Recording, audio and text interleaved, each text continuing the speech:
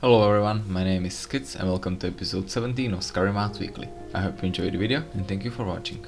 First mod we'll be taking a look at is called Populated Skyrim Civil War by Eras, author of Populated Skyrim series. This series includes also 4 other mods right now, and it aims on making Skyrim more populated and alive than it is in vanilla game. This time Mountain focused on Civil War.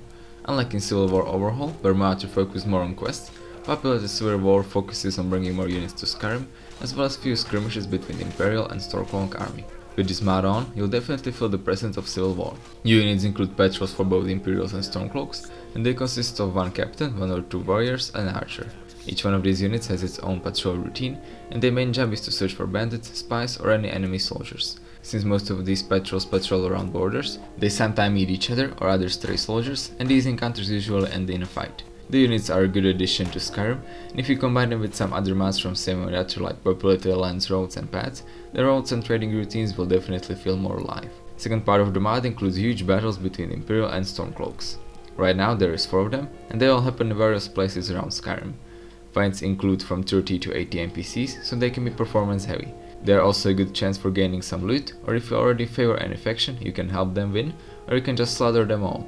Mod also comes with simple mod manager installer, where you can decide if you want full version and patrols or battles version only. So for example, if you don't like new patrols and you only want to use ones from Immersive Patrols mod, you can choose to install battle version. This mod is also compatible with already mentioned Immersive Patrols and Civil War Overhaul, and best thing is that you can uninstall it anytime you want, since it does not use any scripts. So overall, Mato did once again a very good job, and I'm looking forward to his next work. Next up we have Sands of Time Sleeping Encounters Standalone module by SOT Gang. If you are familiar with Skyrim modding, then you probably know Sands of Time, mod that adds new encounters and possibilities to get attacked when waiting, walking or fast traveling, as well as various minigames. This sleeping model is a part of the original mod, and our author decided to release a standalone version of it for people who can't run full Sands of Time mod or only like this feature. This mod makes sleeping more dangerous by adding possibility to get attacked during it. When you are sleeping, a small message will appear and your character will slowly get up on his feet. When you wake up, you'll be woozy and slow, and an enemy will probably hit you twice or thrice before you can defend yourself, so make sure you wear good armor. That is why it is good to bring some companions with you that can protect you until you are ready to fight. Chances of being attacked and type of enemy depends on your location. While chances of being attacked in are low, you'll most likely get attacked in Draugr Cave. Type of enemy also varies depending on your status with other factions in Skyrim. If you are a werewolf, you'll get attacked by Silverhand, or if you are part of Imperial army, you'll get attacked by Stormcloaks. Mod also comes with mod configuration menu, where you can turn the wooziness off, change the chances of being attacked, or mark few safe locations for you to sleep. Overall, mod did a good job. Sleeping is now a lot more dangerous and realistic, and definitely recommend this mod, as well as whole Sands of Time mod. Moving on, we have Immersive Sound-Aural Assortment by lazygecko. This mod replaces original sounds for tons of miscellaneous items that don't fit any specific category. My author already created 2 other mods similar to this one for magic and weaponry. Like I said, this time he focused on sounds that don't fit specific category, hence the name Aural Assortment. So first let me talk a little bit about these new sounds, then I can show you a few examples. So the biggest changes were done to looting. Instead of one generic sound vanilla has, my author created different sound effects for almost each category of items, so now there is a huge variety between looting sounds. There are also new sounds for drinking potions, Ninurut, learning spells, several treasure chest sounds were overhauled, and there are even new sounds for taking perks. Doors were changed as well, and they should now be louder, and there are also new sounds for unlocking them. Last thing my author change is dungeon ambience. They should now be a bit more quiet and less distracting, and bats will now chitter when you disturb them. So now you can listen to a few examples.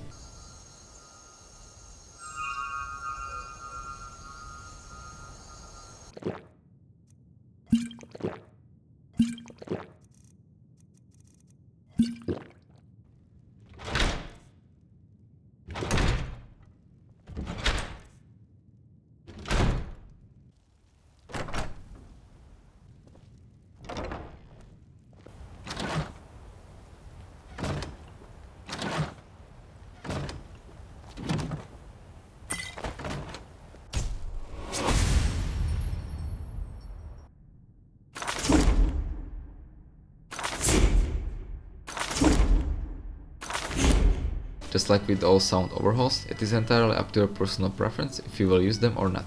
But even if you don't like these, you should at least try looting sounds that now offer a large variety of different sound effects. I personally liked it, and if you did as well, then you should go ahead and download it. Now let's take a look at Realistic Nights by MountainFisherman. This mod changes the overall look of Skyrim nights to make them more realistic, scary and darker. Now as we all know, nights in vanilla Skyrim are not really dark, and you can easily see even during midnight. After installing this mod, nights will finally look like they should. As you can see, or most likely can't see on screen right now, nights are now a lot darker and scarier. But this mod doesn't only make nights darker, but it also makes torches, lanterns and other light sources more useful. As you can see, when I'm walking with a torch, I can at least see a little bit, unlike when walking without it. There are also different nights in different regions and locations. For example, in snow region you can see a little bit better, since snow reflects light, and when the sky is also without any clouds, you can see things almost clearly. But if you go into forest without any light source, then I can guarantee you that you won't see anything.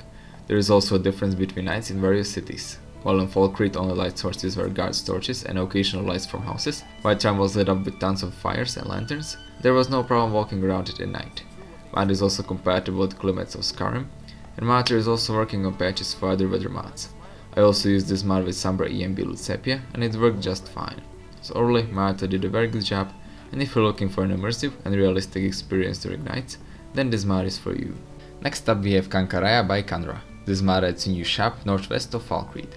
As Mater says, it is a shop for female Dovahkiins. Since Mater did not post any more information about it, I can only guess and hope I will include everything. So the first thing you'll notice is its design. It is Japanese and Asian inspired, and everything from interiors to clothes has that Japanese feeling. So it is definitely not lore friendly, even though I don't mind that. So the shop consists of two parts, guest room and shop itself.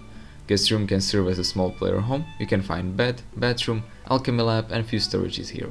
I also have to mention that most of stuff you can find here is custom, either from various mod resources or created by Mater himself. Now let's return back to the shop. Here you can find two rabbits that act as vendors, and they can sell you custom food, clothes, armors or other miscellaneous items. Shop also has a nice atmosphere, and again you can find unique windows, clock and other custom stuff here. Another thing you can buy are gacha coins.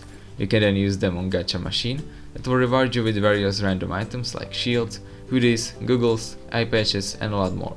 Now let's move on to clothes and armors. As you can see, they all come with custom textures and mouths and share similar Japanese design. They are of course female only, and even though they were created for UMP body, they work with CBBE as well. They are highly customizable and come in different colors, and I also found them cute and pretty, unlike most of female armors that are skimpy. So overall, Kankaraya is unique and fantastic shop for females. I really liked all the custom stuff in it, and I definitely recommend it. Moving on to companion mods, first one I have for you is called Nadina by Anduniel. You can find her at Dead Man's Drink in Falkreath. She is a fully voiced Redguard companion with almost 300 lines of voice dialogue. Now as you can see, she has a beautiful look that fits the lore, and by that I mean that she is prettier than vanilla women's, but she doesn't look like a Barbie, and she is perfectly balanced. Now let me give you basic info about her. Like I mentioned, she is a Redguard that prefers one-handed swords. She levels up with the player.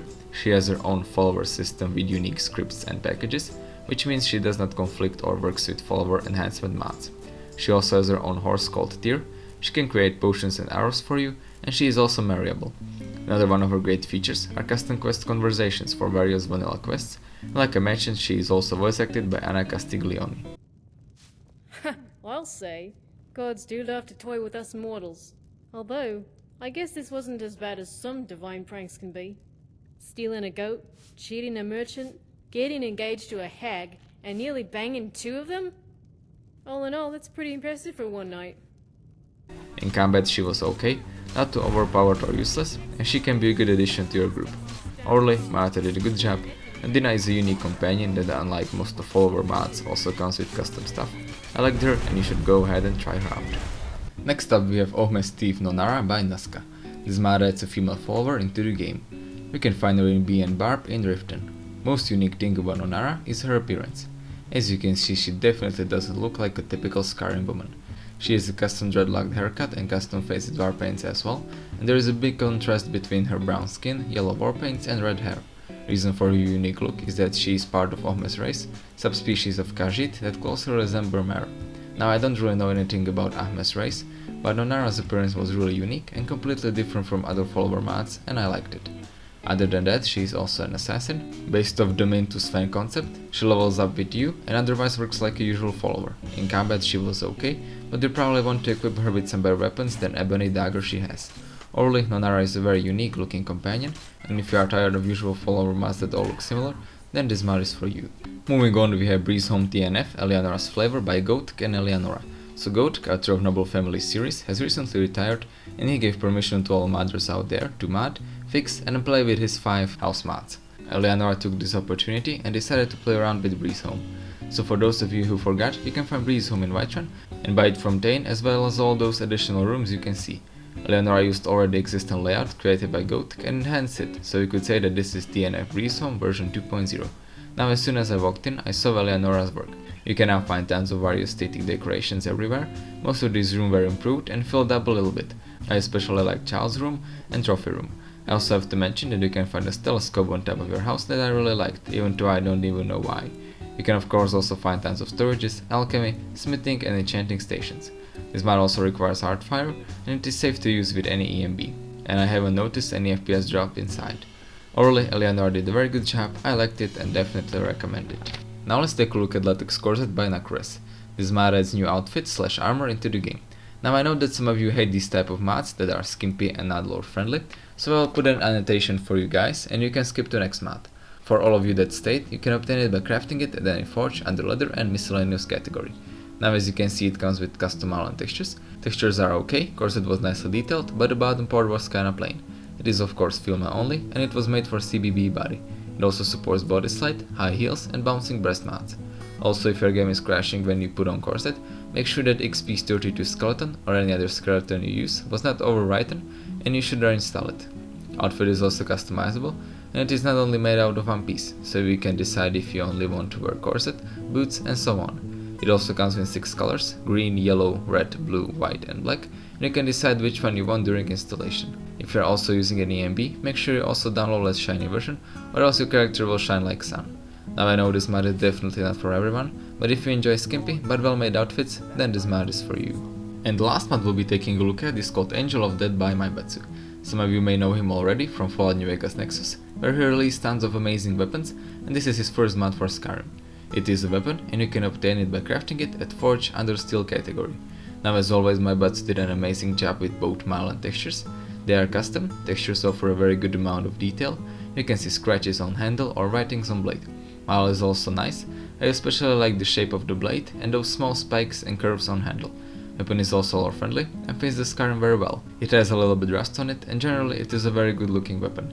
In combat it worked good as well, not too overpowered, not useless, and like I said, it really fits into Skyrim. Overall, MAIBATSU did once again a very good job and I'm looking forward to his next work. And yeah guys, I guess that's it for episode 17 of our Skyrim Mods Weekly. I hope you enjoyed the video, leave a like if you did, tell me what you think about it in the comments, leave a like on my Facebook page, subscribe for more Fallout and Skyrim content, and I will see you next time.